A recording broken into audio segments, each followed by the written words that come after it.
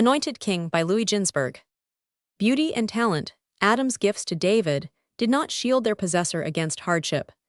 As the supposed son of a slave, he was banished from association with his brothers, and his days were passed in the desert tending his father's sheep. 13. It was his shepherd life that prepared him for his later exalted position. With gentle consideration he led the flocks entrusted to him. The young lambs he guided to pastures of tender grass, the patches of less juicy herbs he reserved for the sheep, and the full-grown sturdy rams were given the tough weeds for food. Then God said, "David knows how to tend sheep, therefore he shall be the shepherd of my flock Israel." 14. In the solitude of the desert David had opportunities of displaying his extraordinary physical strength. One day he slew 4 lions and 3 bears. 15. Though he had no weapons, his most serious adventure was with the ram. David encountered the mammoth beast asleep, and taking it for a mountain, he began to ascend it. Suddenly the ram awoke, and David found himself high up in the air on its horns. He vowed, if he were rescued, to build a temple to God 100 ells in height, as high as the horns of the ram.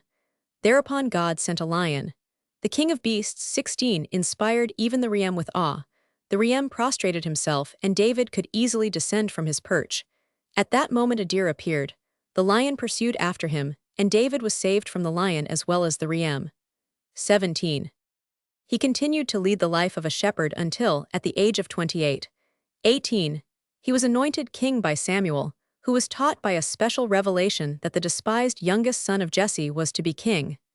Samuel's first charge had been to anoint one of the sons of Jesse, but he was not told which one. When he saw the oldest, Eliab, he thought him the king of God's choice. God had allowed him to be deceived, in order to punish Samuel for his excessive self-consciousness in calling himself the seer. It was thus proved to him that he could not foresee all things. 19. However, Samuel's error was pardonable. God's first choice had rested upon Eliab. Only on account of his violent nature, his swiftness to anger against David, the position destined for him was transferred to his youngest brother. 20. Eliab was in a sense compensated by seeing his daughter become the wife of Rehoboam. Thus he too enjoys the distinction of being among the ancestors of the Judaic kings, and Samuel's vision of Eliab as king was not wholly false. 21. The election of David was obvious from what happened with the holy oil with which he was anointed. 22. When Samuel had tried to pour the oil on David's brothers, it had remained in the horn, but at David's approach it flowed of its own accord and poured itself out over him. The drops on his garments changed into diamonds and pearls, and after the act of anointing him, the horn was as full as before. The amazement was great that the son of a slave should be made king. Then the wife of Jesse revealed her secret and declared herself the mother of David.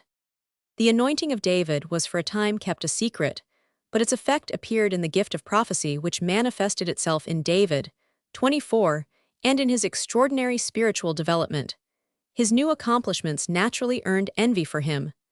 None was more bitterly jealous than Doeg, the greatest scholar of his time. When he heard that Saul was about to have David come to court as his attendant, Doeg began to praise David excessively, with the purpose of arousing the king's jealousy and making David hateful in his eyes. He succeeded, 25, yet Saul did not relinquish his plan of having David at court.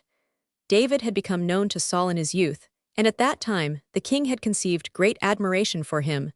The occasion was one on which David had shown cleverness as well as love of justice. A rich woman had had to leave her home temporarily. She could not carry her fortune with her, nor did she wish to entrust it to anyone.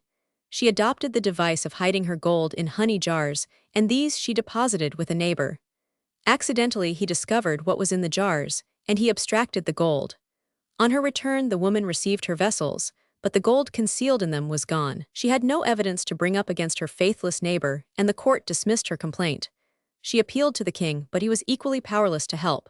When the woman came out of the palace of the king, David was playing with his companions. Seeing her dejection, he demanded an audience of the king, that truth might prevail. The king authorized him to do as he saw fit. David ordered the honey jars to be broken, and 2 coins were found to adhere to the inner side of the vessels. The thief had overlooked them, and they proved his dishonesty. 26.